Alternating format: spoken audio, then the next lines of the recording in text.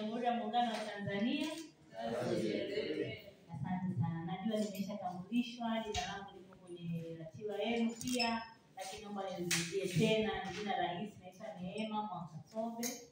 Mimi ni katibu mtendaji wa Baraza la Taifa la Uwezeshaji Wananchi Kiuchumi, ama kwa Kiingereza tunaita National Economic Empowerment Council, NEC. Kwanza kabisa napenda kumshukuru Mwenyezi Mungu, ametuwezesha kutusafirisha salama. Kama mnavyofahamu, sasa hivi tunaelekea Dodoma. Bado tuna ofisi hapa, lakini sehemu kubwa ya wafanyakazi zaidi ya 90% wako Dodoma. Kwa hiyo tumetoka Dodoma, lakini tukasema tuje tuongee nanyi. Kwa hiyo tunamshukuru Mungu tumefika salama, lakini nasi tunamshukuru Mungu kwa ajili yenu. Mmesafiri kutoka maeneo mbalimbali ya Dar es Salaam.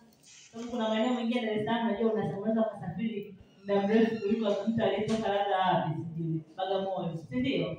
Bagamoyo akafika, lakini wewe ukawa bado unasafiri huko Dar es Salaam hii, kwa pia mmesafiri. Tunamshukuru Mungu kwa hilo, tumekutana salama. Lakini la pili, napenda sana nirudie yale ambao wenzangu wameyasema. Tunawashukuru sana kwa kuja kwa wingi, kwa kile ambacho nafasi ambayo tumeipata kwa leo. Katibu nisema tunashukuru sana kwa kuratibu hili swala, na kama ulivyosema hata tungetaka 200, 300 wangekuja. Kwa sisi tunawashukuru sana kwa kuacha kazi zenu na kuweza kuja kukutana na sisi. Kwa nini kukutana na sisi? Kwa sababu kama jina la taasisi yetu lilivyo, Baraza la Taifa la Uwezeshaji Wananchi Kiuchumi, sisi tuna majukumu mbalimbali ambayo tutayaongea vizuri leo. Lakini lengo kubwa, kama tunataka tuwafikie wananchi na kuwawezesha kiuchumi, jambo kubwa la kwanza kabisa kwa wananchi ni taarifa.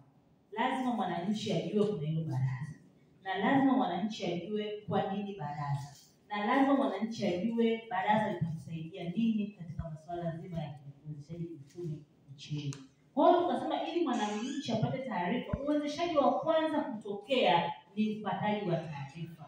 Kupata taarifa ni kitu kikubwa sana ambacho kwanza kitakusaidia kujua unapotaka kujikwamua ama changamoto yako uende wapi, au ukutane na fursa wapi, au uwezeshaji wenyewe ni nini, uko wapi. Kwa hiyo tumeona kabisa kama taarifa tumeona ni mojawapo ya kitu kikubwa kwenye uwezeshaji, na wanaweza kutufikishia hizi taarifa vizuri ni nini. Kwa hiyo tukasema angalau leo basi tuanze na kundi hili la kwanza.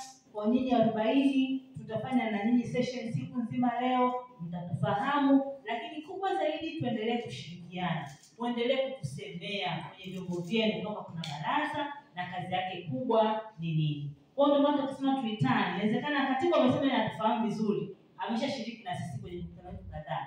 Sijajua wengine wangapi hapa wanatufahamu au inawezekana wanatusikia tu. Na inawezekana kutufahamu kwa mwaka juzi, labda kuna mabadiliko yametokea mwaka jana, mwaka huu. Kwa hiyo ni vizuri kwa tunakutana mara kwa mara, pia na mrejesho tumefikia wapi kwenye uwezeshaji, nchi inaelekea wapi, serikali imejikita vipi katika kujipanga kumwezesha mwananchi kiuchumi kupitia baraza lake la uwezeshaji. Kwa hiyo ni vizuri tunakutana mara kwa mara, tunapeana zile tunasema updates, nini kinaendelea kwenye uwezeshaji, na nyinyi mnatusaidia kufikisha taarifa kwa walaji ambao ndio wananchi wetu wa Tanzania. Kwa nini Baraza la Taifa la Uwezeshaji Wananchi Kiuchumi? Tutakuwa na mawasilisho makubwa matatu leo kama mnavyoona ratiba, lakini kwa ufupi sana nataka tu nielezee baraza.